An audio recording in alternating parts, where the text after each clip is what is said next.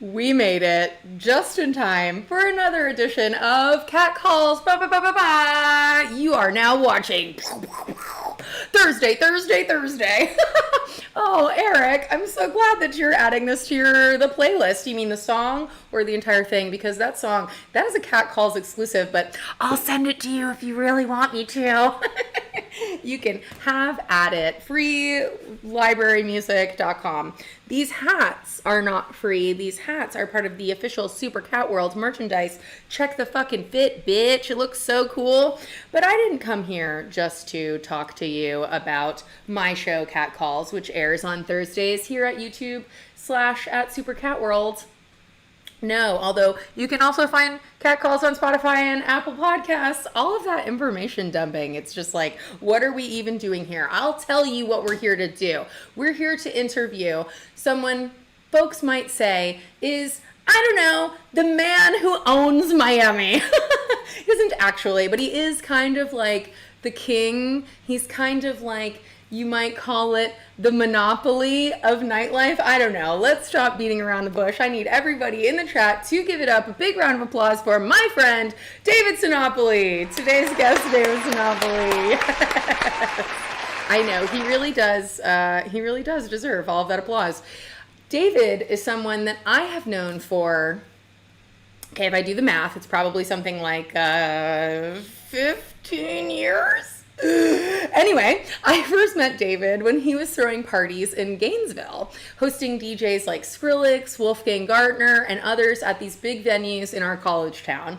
He is one of the Neon Liger alumni. If you have followed me for a while, you know I am a big fan of representing for my Neon Liger family.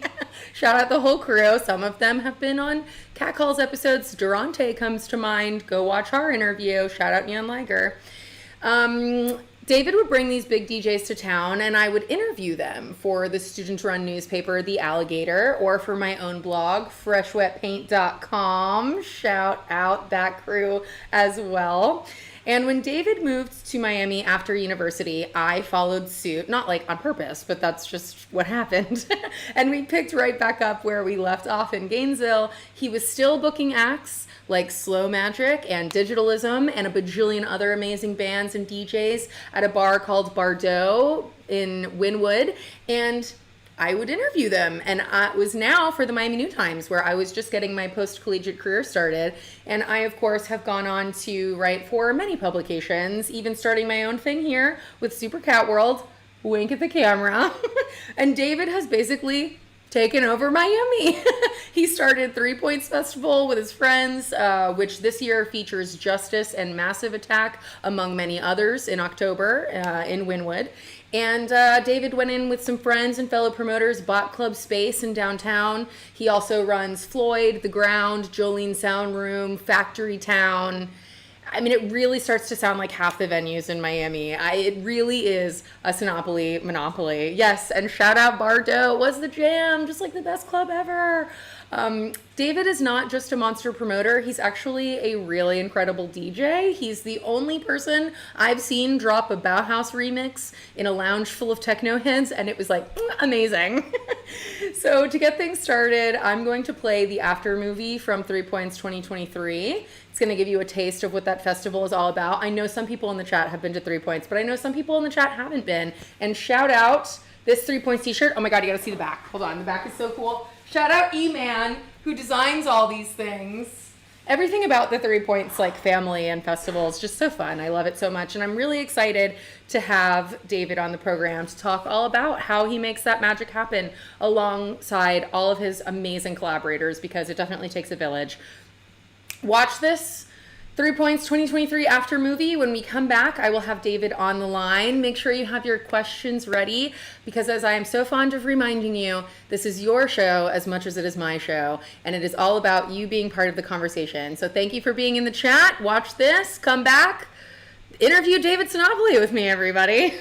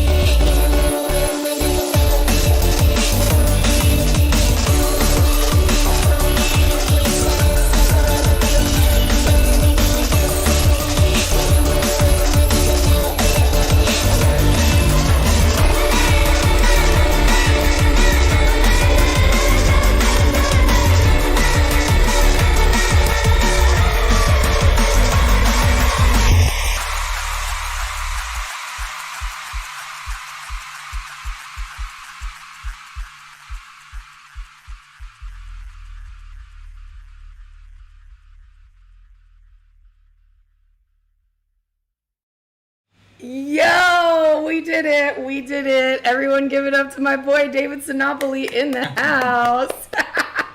I clicked on the right link. Yo, we love to see it. We love to see the 3 Points merch. I know I was shouting out the back. Yeah, so that's cool. A Gorn piece. That's sick. The very good one. It had to do it. You know, we have to shout out the witchy background of 3 Points. I've always been such a fan of your personal mysticism. I mean, it's a collective mysticism at this point. I have a lot of people in on that lore with us at this point. It's been proven time and time again to like kind of work out and help out. So, yeah. Something about some Santeria and a hurricane. I don't know.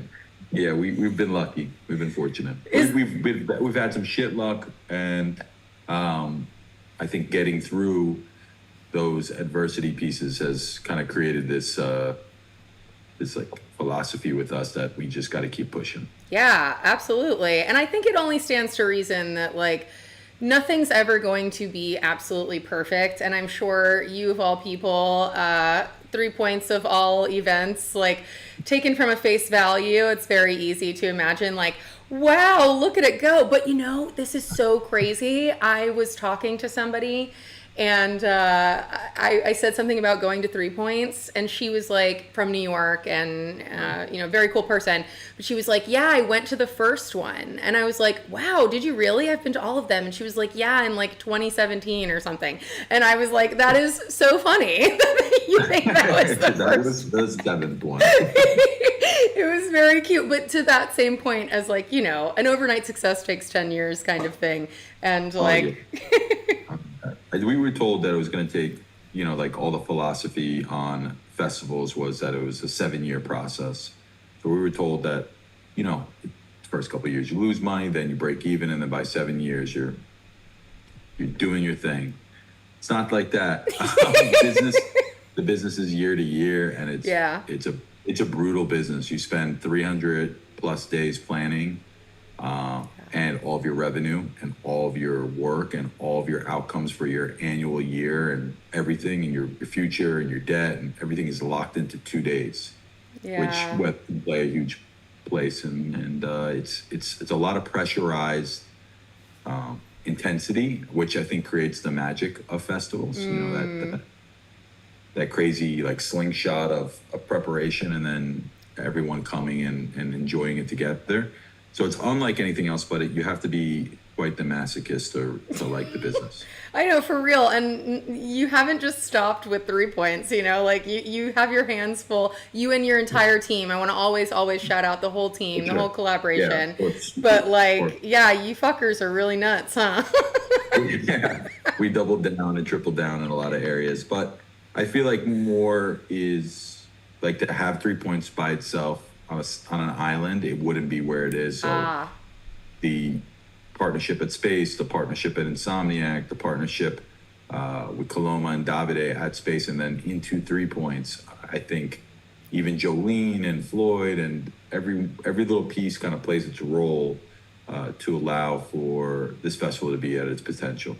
I love that. I love the idea of this kind of constant cultural conversation between all of these places and events, and you're creating your own world, your own universe. I, of course, completely relate. I've got 17 projects trying to do all the time to create my own universe over here, so I feel like the population of your world is behind you right now. Yeah, this is everybody. The guy slouching over there. It's a very colorful place. They never shut the fuck up when I'm trying to get work done, let me tell you. What is that? Is that a flounder up there? Which one? This one? The yellow mohawk fish. Oh, this is Cheap.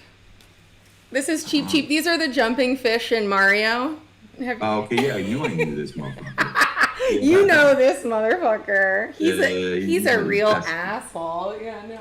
And then this is, of course, Mr. Wazo's friend, Flat Eric.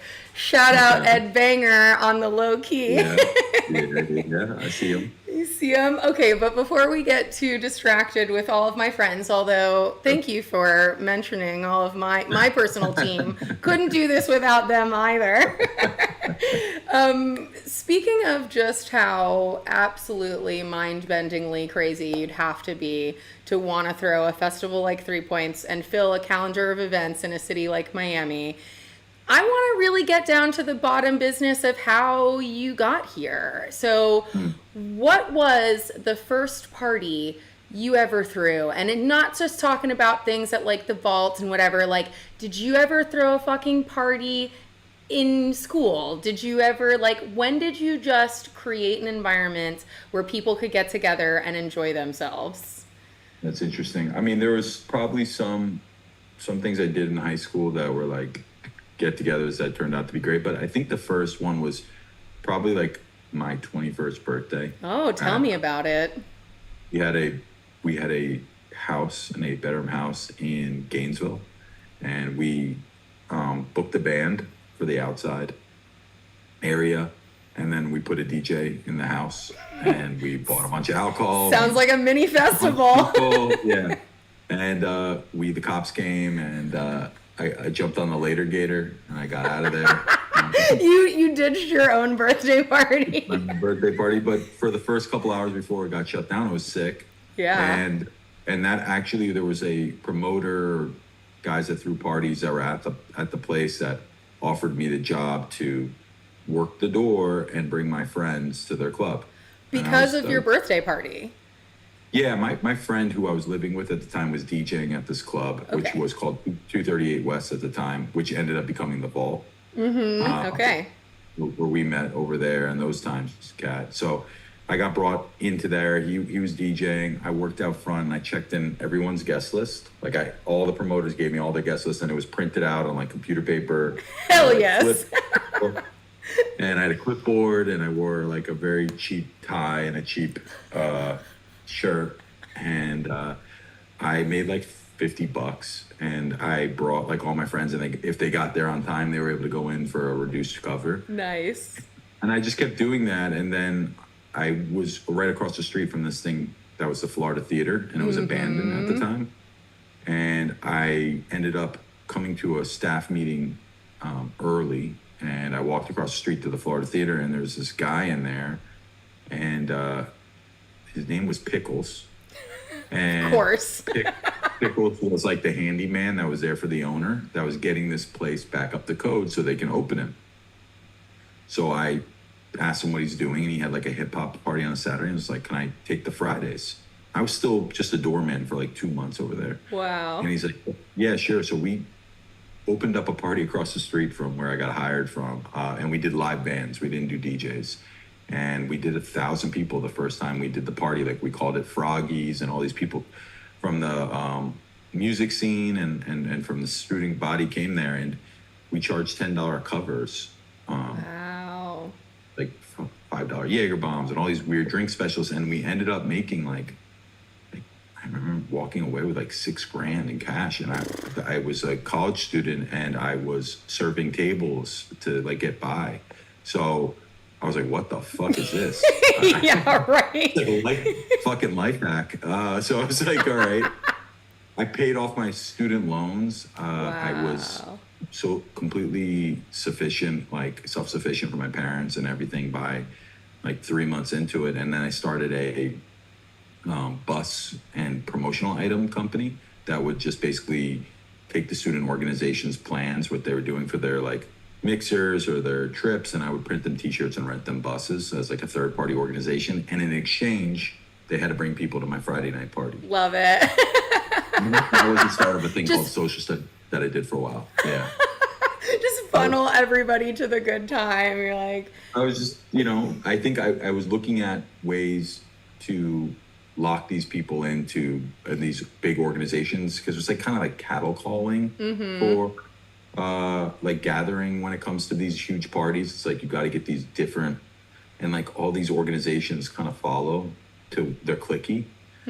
So we just tried to direct them there, and we did that for a year, and then we ended up getting enough money together, me and my partners, and we went and opened up a club inside of Simon's. yeah, shout out a legendary spot outside of. Yeah. I mean, I was some 90s article in like DJ Mag or Mix Mag or something like that. I saw an archival post and it was oh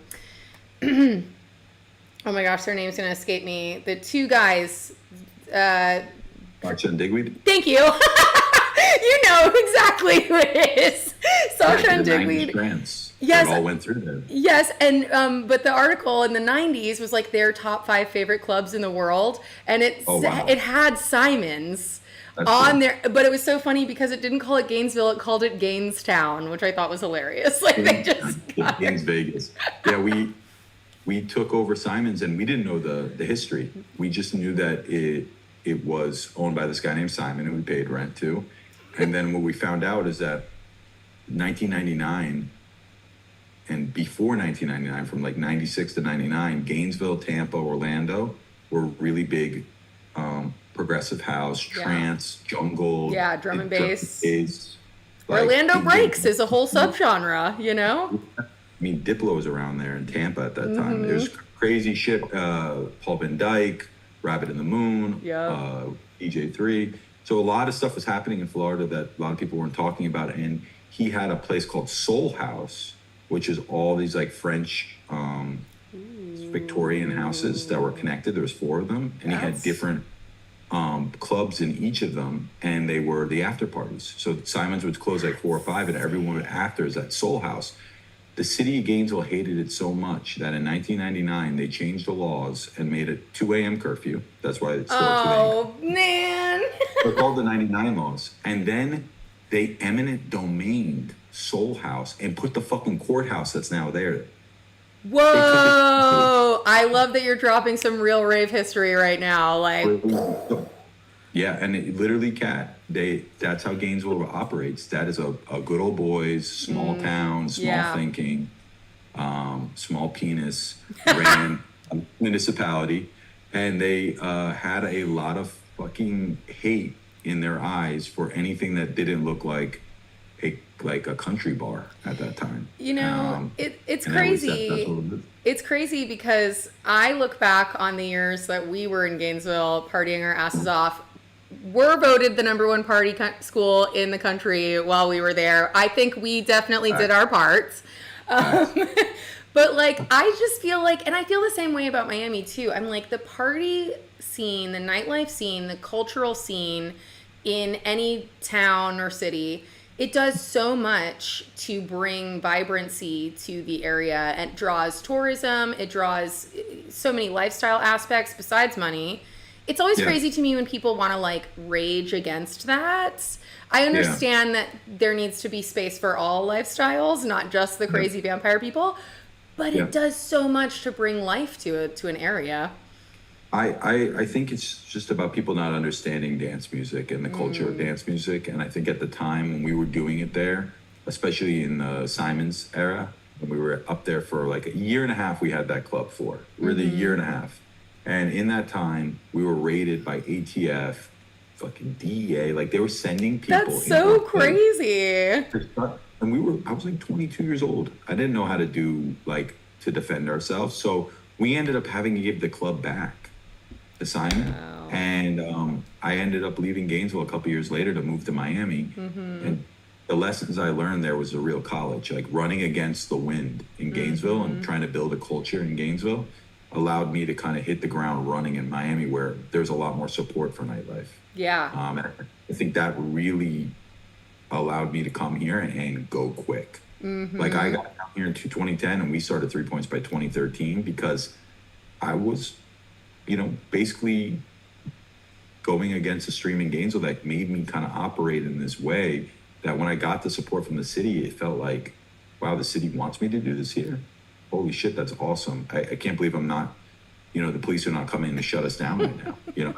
That was a whole new to me. It's like, wow, you mean I don't have to fight anyone? Like, what can I happen if I have some support? It's crazy. It's crazy. And Miami's been like that. It's been a blessing in a lot of senses because the city's gotten behind it. The scene has gotten behind what we're doing. I feel like every move we make, as long as we're honest and open with it, the city's like, okay, we got your back. And it's been really, really nice in comparison. Well, I love this. I'm just going to follow this thread. There's other things I want to come back and talk to you about, but I love that you're talking about all this momentum that you brought with you from Gainesville into Miami. Did you actually get your degree, or did you just be like, peace, I've figured out what I'm doing with my life? Like, I kind of wanted to do that, but my mom, really my family, really my mom, just needed to see me walk. Yeah. So it's a big moment. It was really annoying because I was in reporting like 3 times. Shout out Mike Foley.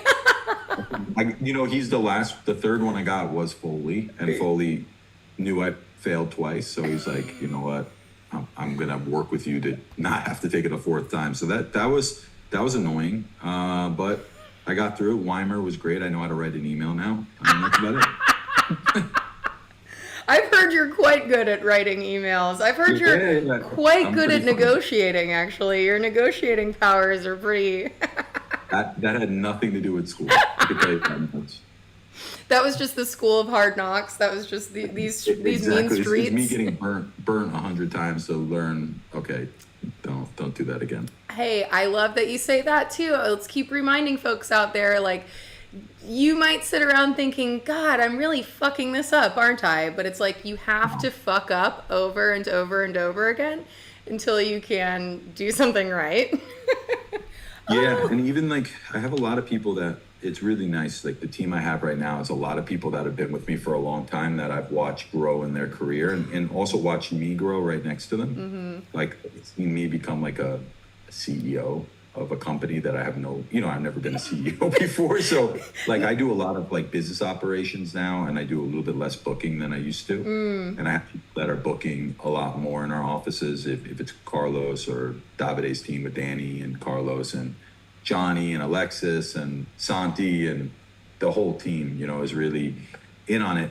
And I watch them go through the same challenges I did, like these agents asking for certain things from them or trying to push them up. And I'm happy to sidebar with them and be like, no, fuck that. Send this back and CC me. And then when I could just be on visibility and I could call these fuckers out for what it is and help protect the next generation of learning the right way of doing it. Yeah. I think it's the more gratifying thing that I get in the job is watching these next generation of people that are working with us learn, what I had to kind of go through in some senses to, you have to burn your hand a bunch of times on some of this stuff. Man, I love to hear that though. There's not enough transparency in this world. And particularly, I'm sure on the side of booking events, throwing events, hosting events, whatever, promoting, like, nobody's talking honestly. I mean, I'm on this side, so maybe I'm also just not in the rooms where people are being very honest about things. But I think it's so much of like, look at us. So it's really good that with the family, you can do a lot of like, this is how you do it. Or just like, don't gaslight me. Yeah. You don't need all that money. You can make it work on this. Did you even bring the offer to the manager? Did the artist see that we offered? The artist knows that you're turning down 3 points? Yo, because facts on facts, I know a lot of artists who want to play fucking 3 points. Bet on that. and then sometimes they don't even get the offer doesn't get to them because sometimes an agent is just trying to show the manager that he or she knows how to bring in money. So it's a game. And the more I've gotten into it, the less emotional I am towards it. And then once you can kind of pull back on the simulation, you just learn how to pressure point where you can. Yeah, totally. That all sounds like really great advice for me too, even just as I try to navigate like landing different opportunities and different interviews and stuff. Because there's definitely times where I'm like, did you even fucking ask the artist if they want to be on my show? Because I fucking know that they would be down. And like, Yeah, it sucks how that is sometimes. I do want to say also, though, speaking about the incredible curation at 3 Points and all of your endeavors, and shout out everyone on the team who's a part of that. This lineup is incredible. And I love that 3 Points has always been, it's very electronic in its DNA. And I think that's just because of, this shared background. But it's always been about cross-genre exploration. It's always been about bringing so many different things together. And I love that. I feel like that's what was so cool about the party scene when we first got involved, was that it was very everything goes. But talk to me about why that eclectic nature of the lineup is important. And I know you're also doing, I don't mean to do a two-part question, but I know you're also hosting tryouts for local artists to get involved. And I'd love to hear more about that process as well.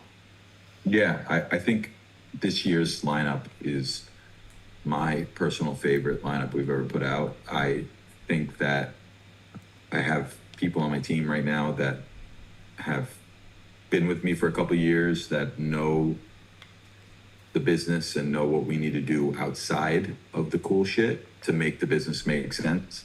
It's also like a delicate process to not book something just about for the tickets. So we have to be very careful on our curation that we don't just take a cheap route on getting to the ticket sales, and we keep it real with our client and our fan base, because people want to see things that are in the alternative space at 3 Points, so we have to stay true to that. A lot of great festivals that their lineups were fucking amazing the first couple of years, and then they they started making money, and they turned to pretty generic, you know, and pretty much the same or a version of the same festival. So we've really tried to pride ourselves on taking the other route, especially now because there's a couple copies of 3 Points that are out there now too, which is a beautiful thing. Yeah. It's like, I'm not throwing shade. I'm just saying that it's obvious, and it's flattering, you know, and I'm happy about it because it allows for more people to get engaged in this music worldwide, and for us, we're seeing a lot more success because of it. But because that is happening, we have to continue to reinvent ourselves. We ask questions to agents like, is that band playing that festival too? And if they answer yes, we have to make a calculated risk, like, how many of these bands on this lineup are going to be on this lineup and that lineup? And, you know, some of the scarcity of seeing Despacio, or even that Soul Wax is playing at Portola, which is so sick. I would want to go see Soul Wax at Portola. It's the only time you can get to see Soul Wax at Portola, you know? 100%, yeah. We have Massive Attack that's individual. It's an individual play for us. So you have to make those kind of calculated business decisions, even in the alternative space. So that is something we've gotten better at navigating. Shai and Santi, Alexis, Kate, Alexo, Davide, Carlos. I have a lot of people that have influenced this lineup and dropped certain things, or where I couldn't unlock how to do a lineup. I sit in Davide's office. He's like, no, move this here, open this up. You know, Coloma helps a lot too. So this lineup is definitely a collection of a lot of people's efforts. I spearhead it, and I make sure that I'm the filter, and I'm pushing through the main principles of what the festival is about. But it is a team that came to this one, and it's selling really well. I think we'll be sold out in the next month or so. You hear that, world? If you don't have your tickets, you better get them soon. Yeah, and I was surprised because it's more alternative than it was last year. So for me, it's a kind of a great to see that type of music leading and selling. Totally. I'm sure it's encouraging as well. I mean, like you said, you never can tell either way what's going to happen, but it's great to see a win for the heads. I love to see it. We don't get any of them. I know. Oh, Clint wants to know. First of all, thanks for all you do, David. Let's that compliment where it comes. But what regular practices do you engage in to sustain yourself while managing multiple businesses, people, and projects? I know you're into this question. I have to be. I mean, I've redlined many times in my life. And it becomes really hard with the amount of pressure that goes on with these businesses is intense, and it's steady fluctuating depending on the year or the issue. But I have really good partners. I have a really good team. Me and my partners and I, we definitely hold ourselves accountable to disconnect. They are very big on me about turning the phone off. You don't have to text me at 11. Write a note, you know. Yeah. Take your time off. Go somewhere. Clear your head. We have that type of energy, which makes it so much more room to navigate. And then, wellness is different for everyone. For me, it's the beach. For me, it's jumping in the water. Fucking same. I'm a Pisces moon, so it plays a big part on my emotional standpoint. Yeah. I try to be active and work out or run like at least 4 or 5 times a week before I go into the office. I smoke a good amount of weed. That helps. Yeah. And I think, but it's the people, and I'm not, I don't have 7 insurance companies. I have 4 clubs, a live music venue, a festival, space. It's fucking fun. Yeah. And it's music that's exciting. You're watching people's careers take off. We're working with young people that are passionate. I'm very fucking lucky. And so you have to kind of remind yourself of the blessings so that the stress doesn't feel anything more than what the work it is. Yeah. It's got to be rewarding to see the spotlight come to Miami and our music and our homegrown talent, because I know when you were at Bardot and I was just starting at Miami New Times, constant conversations about come on, man, like Miami, man, like it's cool here. You don't have to leave. You can stay. But you know, you wanted to. Yeah, we were campaigning for 5 years. Like I remember from like 2013 to 2018, every artist that came here, every manager that came here, every agent that came here, from all the way from Chaz from Tori Moi to Jock Green to Nicholas Jar, like all these people, we would want to take them out and show them what else we had, because Miami had this like weird standpoint in people's minds when it came to the cultural offering for music. So we were campaigning for a while, and now we're like, you don't have to live here still. You're kicking out everyone by living here. So it's swung the other way. All the artists are like, how the fuck do we afford to live here? Oh my God, I know. When I moved back here from the Bay Area, I was just like, whiplash, like, isn't there some sort of for locals grandfather in sort of situation? Like, I gotta pay what now? Yeah. That is, I can Did tell too you, good a job. we're not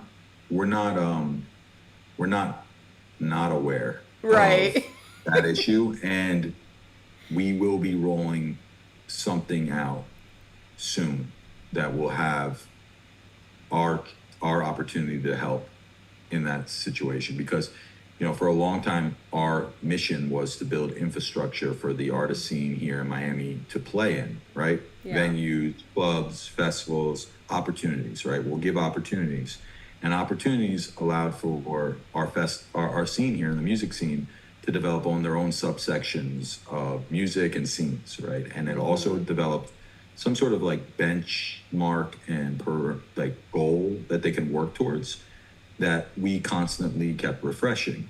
So we thought we did our part with that. Now you look at housing and food and just the bare fucking minimums to live in Miami and be a creative is impossible. It's tough. So now it's fucking 911 on some real shit that we have to, with our influence, because we can get the word out louder, and we can maybe bring some thought makers and decision makers from the city to the table. We're gonna get involved in that shit, because there is no scene in Miami if there's no space for people to live and work in Miami and to create. 100%. Fucking here. Fucking snaps all around the room for that. I love to hear it. I can't wait. Please keep me in the loop about any and all of that stuff, because we'll try to amplify the message. Before the festival, we'll probably come out with some stuff. That's awesome. And especially, like Miami, I always say it's a big city, small town. It's not actually the footprint size of some of these other major markets, culturally speaking, on the United States map. And there's only so many other places people can go and like still be in the midst of it all. But kind of piggybacking back on that, I want to go back to the question I had about how do these band tryouts, these kind of submit yourself to be on the 3 Points lineup as a local band, DJ, performer. How does that work? You've been doing it for some years now as well. I know it happened a few years ago. I don't know if you do it every year, but some people have asked me, a few people actually, like, what is that about? So now's my chance to ask you. Yeah, I think we've been doing it for 7 years. Nice, lucky number. Yeah, I think it's the 7th year we're doing it, or maybe the 6th. It's called Open House.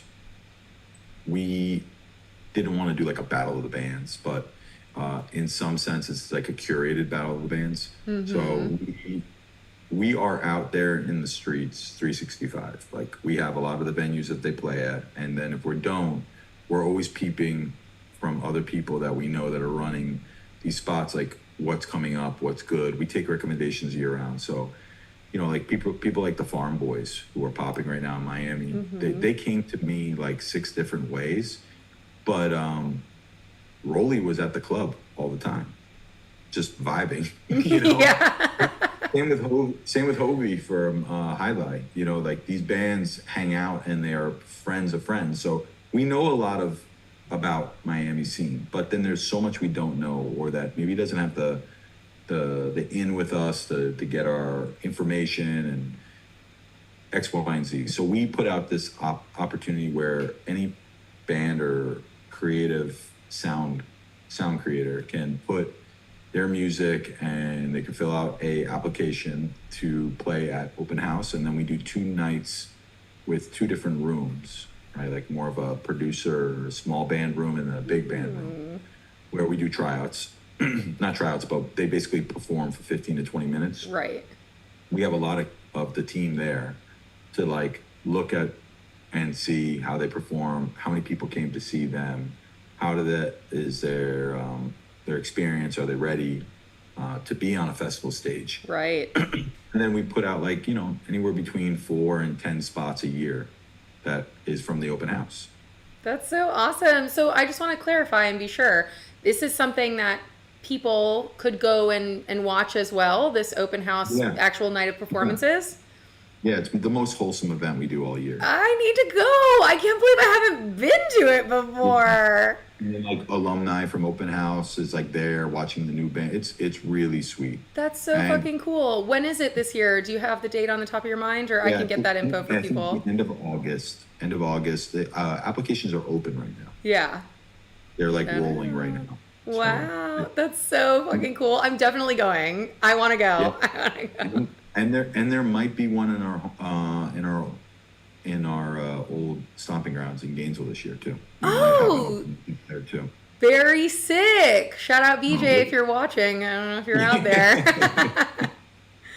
That'd be fucking sick. Get some of the kids into it. Yeah, expand the web a little bit. Like, there's especially a town like Gainesville, there's always been so much musical talent. I know we were just talking about the rave days, but the fucking punk scene there, like everything.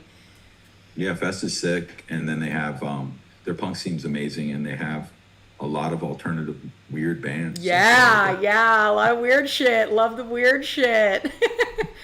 I would love to hear some of that come down to Miami. And also, we just want to get more opportunities out there for bands and that want to get to 3 points, and I think we're one of the only festivals out there that's really reaching out to people, like on that level, to reaching out to people to give them opportunities to play the fest. So I love that initiative, and I want to just keep fine tuning it. Yeah, I love that it has been such a part of the mission from the beginning to today. Like, the more you kind of codify that that's the point, the more you stand of not losing sight of it, right? It's like, we are making this festival for Miami as well. This is for us, by us type of shit. And like, let's not lose the thread. We've fallen off sometimes from doing it the right way. We've had post-COVID coming out of there. We made a lot of mistakes on just getting the festival done in 21, and we fucked up a lot of hospitality or line checks or sound checks for some local bands that had to get canceled on. Especially, remember that year with all that rain with the Strokes? Oh God, I fucking sure do. Yeah. There's a lot of tragic stories of stages flooding. Oh God, I can only imagine. So, and our communication sucked at that time. So when you stand on that type of contention, people hold you to it. Yeah. So we've gotten better with it, and we always are trying to get better with it. You can always get better. You can always fucking learn. And I want to talk to you about specifically is also just, something that is so near and dear to my heart.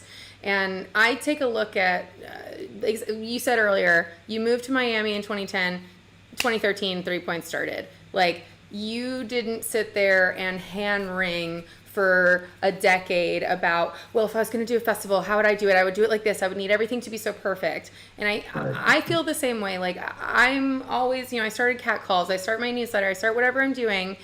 And it's like, you have to start something so that you can learn what it is you've actually started along the way. And when you wait for a really long time because you want to have the perfect idea in your mind, you say, I know exactly what I'm doing. You're just never going to know exactly what you're doing. Exactly. You have to get out there and do it. Yes. You have to go fuck up. You have to start small. You have to have the proof of concept. You have to be honest about where your mistakes are and your holes are, and you just got to run it back. You got to keep that. That's consistency, though.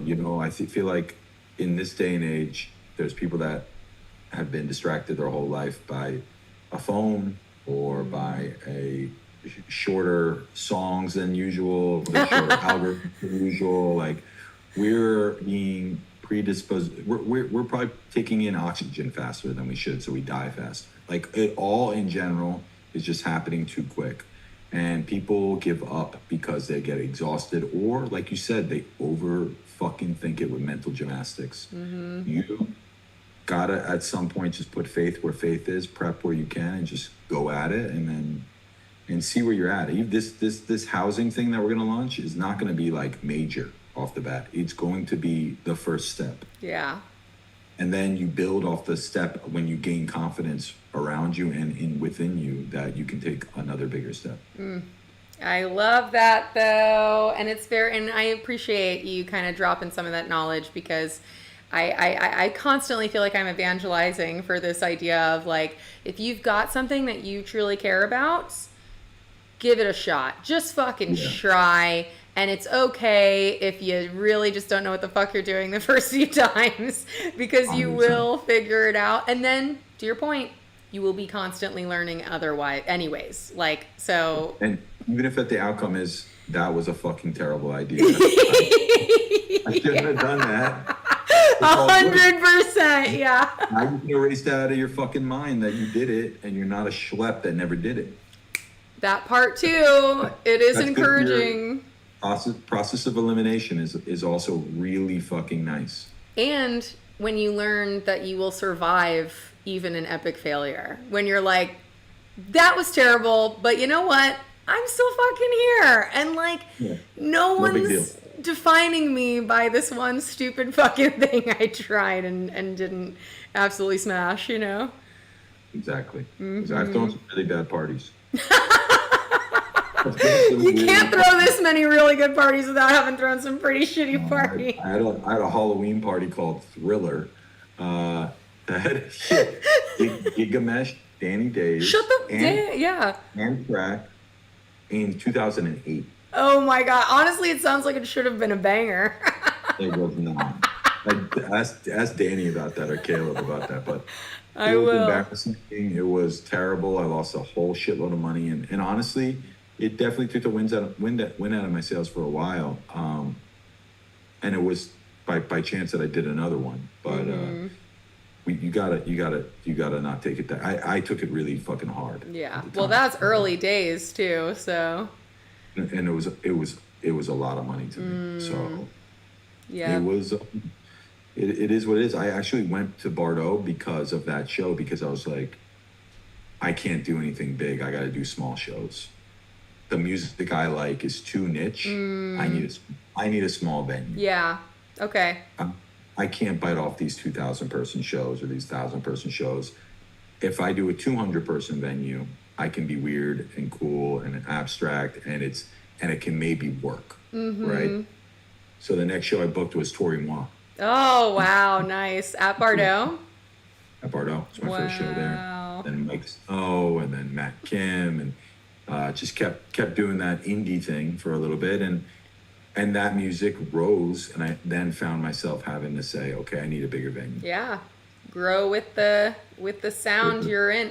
And that I love Bordeaux as a space. Shout out Forever and Ever. It was so intimate. For anyone in the chat who doesn't know, it was, like you said, I guess 200 cap room, but it was set up like a lounge. And the best thing about it was that there wasn't a stage. There was just a DJ booth in the middle of the lounge.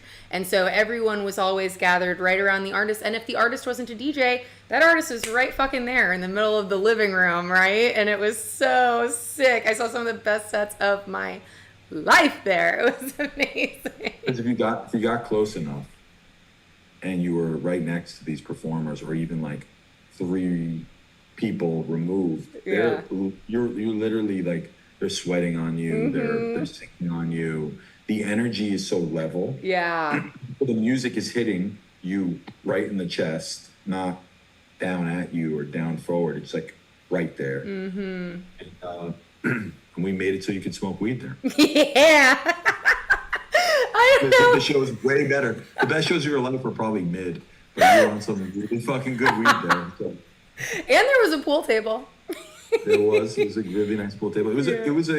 It's like the classic moment in time. I don't even know if that concept could work now. Like, people have asked me all the time, like, why don't you open back up, Bardo? And I'm like, why don't we just leave things in the fucking past? Like, I hear you.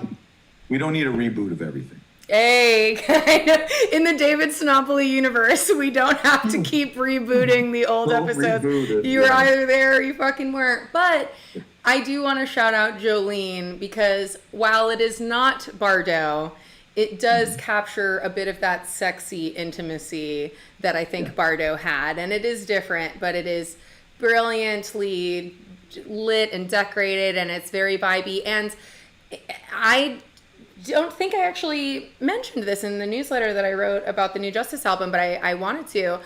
I loved the listening session. You're holding listening sessions of vinyl records to just let everyone chill on a beanbag, have a little hot cocoa, and enjoy the party. Yeah, did I say it like a white person? There was hot chocolate. No. I thought you were just, just a little left-handed cigarette. Yeah, exactly. You picked up on it, but that was such an awesome experience, and I'm glad that you all are doing that. What future records are you gonna do? Do you have anything planned in that? So maybe Mezzanine by Massive Attack. Yeah, we will be. That was your idea. We will be doing that. Probably closer to the festival. Yeah, makes sense. I'll be there. I think Paloma is hosting one with Portishead Dummy. Oh. Fucking nice. Yeah, and then Davide, we're trying to get him. He's not really he doesn't love doing these type of things, like talking about himself or talking about things. But we're trying to get him to do like a Pink Floyd one. Ooh. Man. And then we're starting this maybe a couple times a year party called Halftime, which is basically half tempo music. So a little down tempo. I love that. Yes. Stuff that's not ambient, but it's groovy, and we're going to sponsor it by 3 Joints, so there's implications on it. And we'll do the bean bags, and we'll do a little bit of a dance floor though this time, and we'll be doing it on a Tuesday. I think the first one we're doing is at the end of July. We'll announce it here soon. Johnny from Space, True Vine, some of the OGs will be in the first one. Good crew. Love that. And I love your wordplay. 3 Joints, for anyone who doesn't know, is 3 points is 420 party.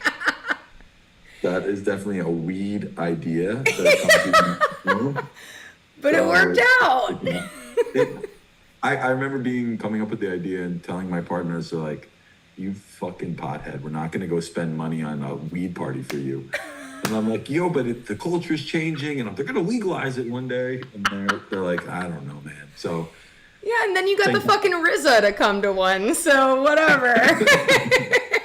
Yeah, these were childhood dreams that I was foisting on somebody, but it worked out. Now 7 years later, the party's pretty lit. To that point, shout out your childhood dreams. Give me a bit of a rundown of some of your favorite moments that you've experienced at 3 Points or otherwise. And I want to just say, while you maybe muse on that for the chat, every time, I always run into you at least once during 3 Points, but every time I see you, you've got this face that is like a mix of, I'm so overstimulated, but there's the purest joy a person could ever have on their face. And I don't know if that's the way you look the whole time, but it is when I catch you. You're always just kind of like, and I'm like, you're doing it. And you're like, we're doing it. And I'm like, you were doing it. Yeah, it's I think I was like way more fucking stressed and visibly stressed up until like 22. Up until 22. And then like all the way, like those first like 9 years, just the amount of money we were losing at some of those things, it was hard to come out. Like I was getting snapshots of like how bad we were doing. Right. On like the bars or like the tickets that you think are going to pick up the last days and like make all the difference, and then you realize they don't. So I learned how to put a face on, early on. And then and I really did find myself in enjoyment, but I sometimes felt really irresponsible, like enjoying it too much, because I was leading it, and I was leading maybe my partners into more debt, or I was going to be accountable to things that I knew that I had to face the music on Tuesday when I wake up from this mess. So it was heavy Yeah. at times. So I could tell you that my partnerships with Live Nation and Insomniac, especially Insomniac is just so good at running festivals. Like they know how to operate that shit like a 25,000 person 3 points. They'll do that in their sleep. So like they have been such a good partner to me because they don't change anything about 3 points. They're like, David, we fuck with the vision, we fuck with what you're doing. Let's just make the bathrooms cleaner and let's make that the flow is better and that the AC works and you're not running off of some second-rate generators and make sure that just this works or your ADA compliance is better and that your police bill is down. Like there's shout out to Michelle and Spag and Gabe and the whole team there. Hundreds of people that I'm missing out on, Haley and Jen Johnson.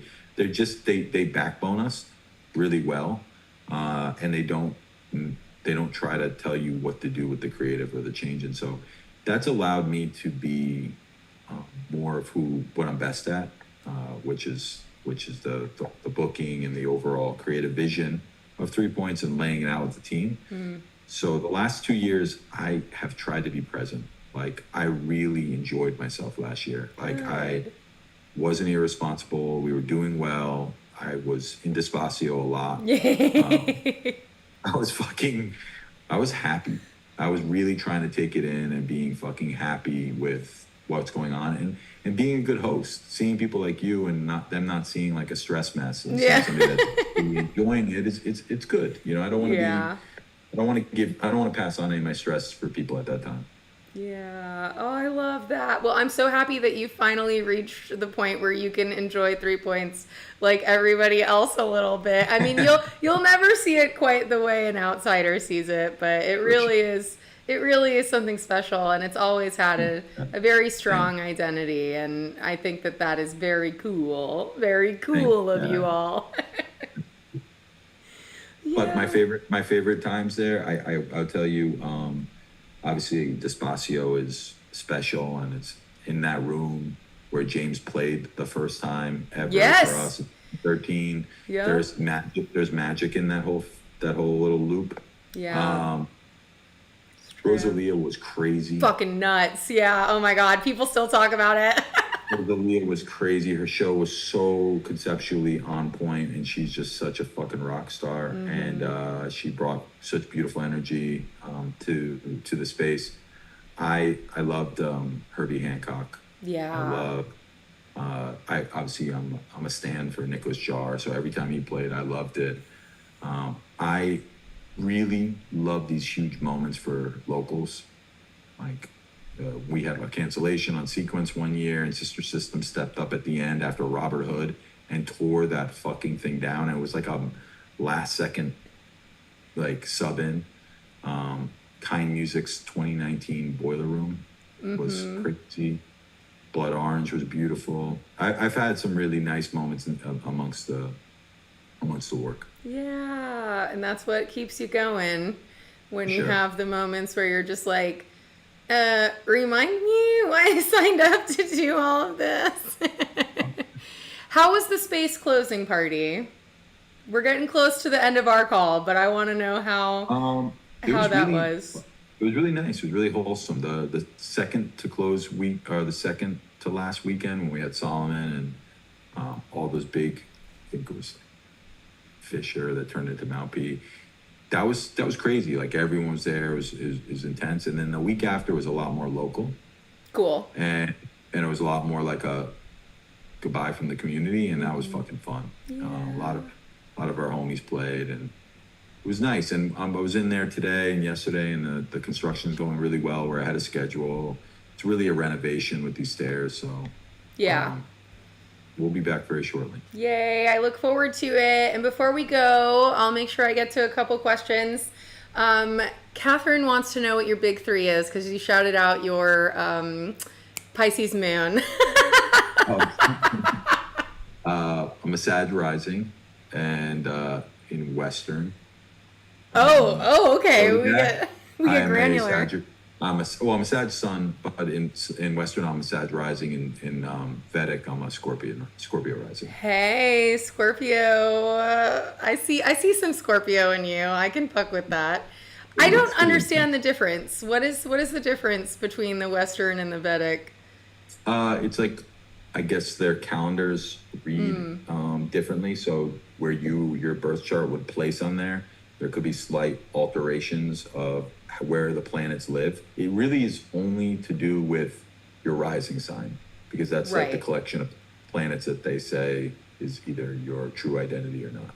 Right. I'm an Aquarius rising myself, which makes See a that? lot of sense when you I'm just Well, like you and your Aquarius friends behind you. I know exactly. The whole "look at me, I'm different" vibe is really. What's your sun then? So I'm a Scorpio sun, All right, there you go. Aquarius rising, Aries moon. Well, that is chaotic. It is a little chaotic. I know we've got three elements going on all at they're all once. really cool signs and they have an edge, but man, that's what's up. Imagine how it feels to be me. No, That's loaded. no, it's fun. It works for me. I think. No, for sure. Were you always like pretty mystical, spiritual, or is that something that you've picked up through the course of life?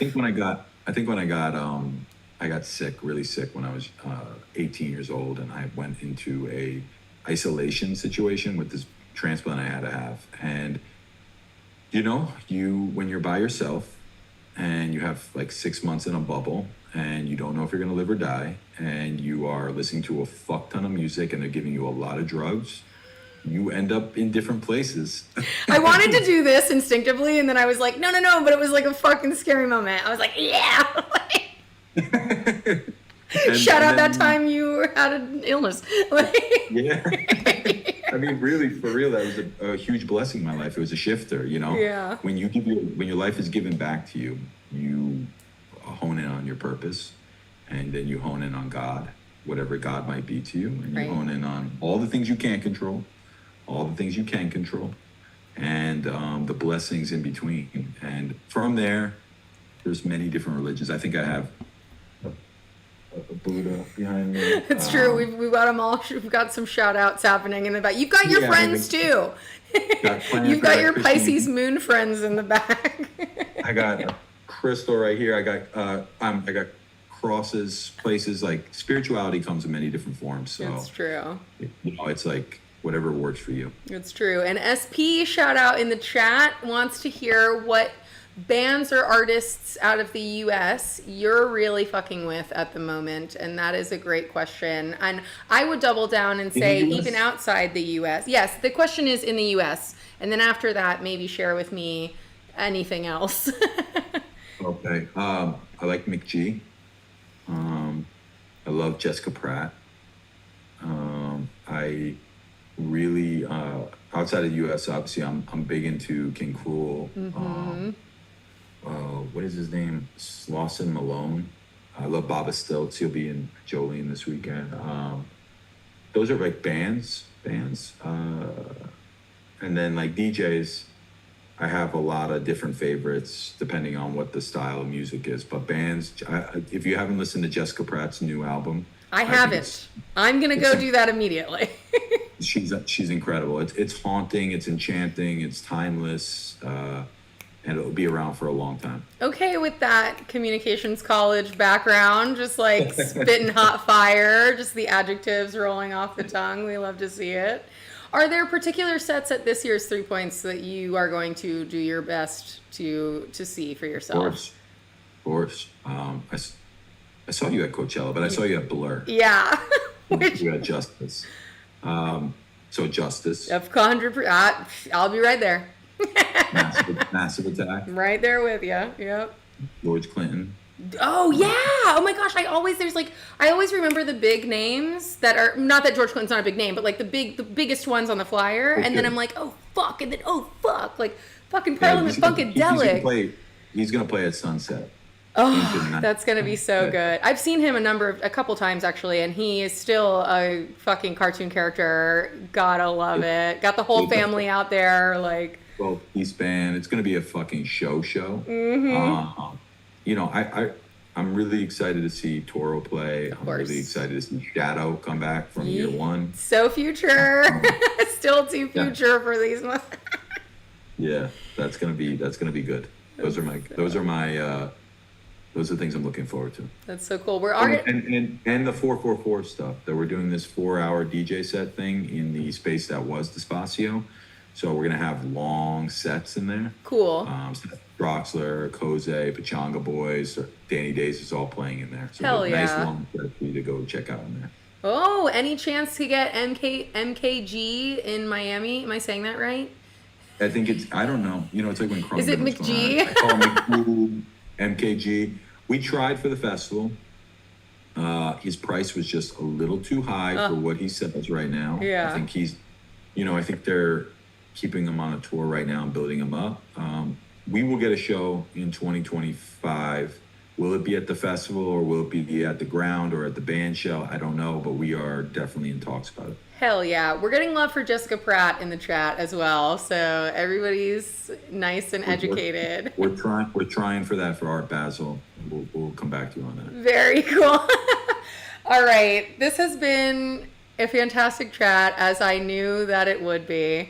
Thank you so much for joining me. In closing, I would just love to hear from you what you think makes Miami such a special place that you want to be such a strong part of.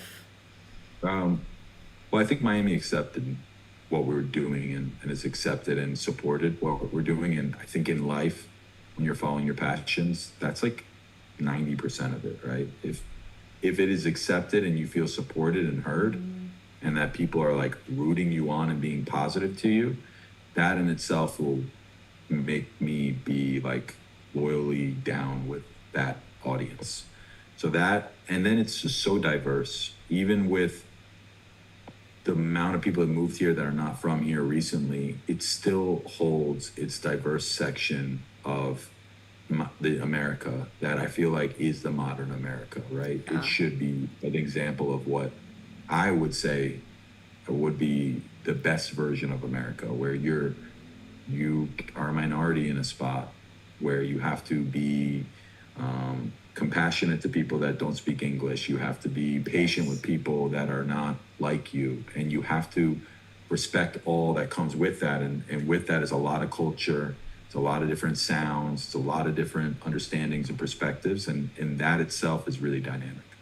I absolutely love that. I resound, I co-sign, and I add to it that even in a place like Miami, you need to be generous with the people who don't speak Spanish. I teased. Do you know? There's a shout out Duncan, who was the editor at Mix Mag for quite a long time, and he was working on this book about party cities across the country, and we spoke a bit, and he was asking me like, what should people know about coming to Miami if they've never been to Miami before? And I said, well, they should know some basic Spanish because they're going to have a really hard time in their Uber or their Lyft or any fucking thing that they're doing. just trying and learning the basics and being like fluent. They like all the Spanish people or all the Latin people that I've met along the way all know I'm a gringo. Yeah. Like, immediately. Like, Shout out Gringo Gang. It's like super, and it's not like they are like, it's not a surprise. So the fact that I'm attempting and I'm trying and I'm doing my best, it's always been received so welcomingly loving. It's just about being compassionate and talking to them, talking to people in the way that you would intend them to talk to you if you were in an uncomfortable spot. Right? It breaks open up a layer of just slow down, David, understand where you're at. And little cycles like that in Miami happen everywhere. It's a very unique spot. So it's like it's just only Miami works like this. So it constantly has you on your toes. I love it. I love being here. I'm so happy to be. Of course I'm in Broward. I'm not in Dade right now, but like I just love being in South Florida and I love repping it. And I'm so happy that because of the work that everyone in this community has done over the past 10, 15 years, we are proving that you can be in Miami and make your creative dreams come true. Sure, you'll fly to New York and LA every once in a while, but they should fucking fly here too. They fly here too. Fucking prices are high on rent right now, so we got to do something about that. And we will, and you will. Thank you so much, David, for everything. And for always having the best conversations with you on the record and off the record. So look forward to more. See ya. Bye. It's a wrap, folks. We did it. Yay, that was great. Didn't we have a good job? I told you, David is a wonderful interview. He keeps it 100. Like, it is a hard job to have thrown a festival like 3 Points from nothing to really something. And, like, there's always people out there who are going to be like, well, they should do it this way and that way. And I really appreciate that David is the type of guy who will be like, hey, listen, we fuck up sometimes. We make mistakes. We listen. We do our best. And I listen to you and I'm doing my best. Thank you, all of you, for being in the chat. You're great people. You did a good job. You were awesome. Thank you, SP. So good to see you here in the chat. Alchemista Records. Thank you, Clint, Zach, all the homies, Jordan, Catherine. Love to see it. Thank you for the wonderful questions. You know, I said it at the beginning and I'll say it again at the end. This show is your show as much as it is my show, so I really appreciate you coming into the chat and dropping the great questions and the great puns, as always, Joey. I'll tell you in the Discord what the what the Miami Cafecito version of a hot cocoa is. On the way out, I'm going to play for you a couple teaser videos for 2024's edition of 3 Points coming to you, I believe, October 16th and 17th. The dates will appear on the screen as if by magic. So even if I'm wrong, don't listen to me. Listen to the words on the screen. They put it all together for you.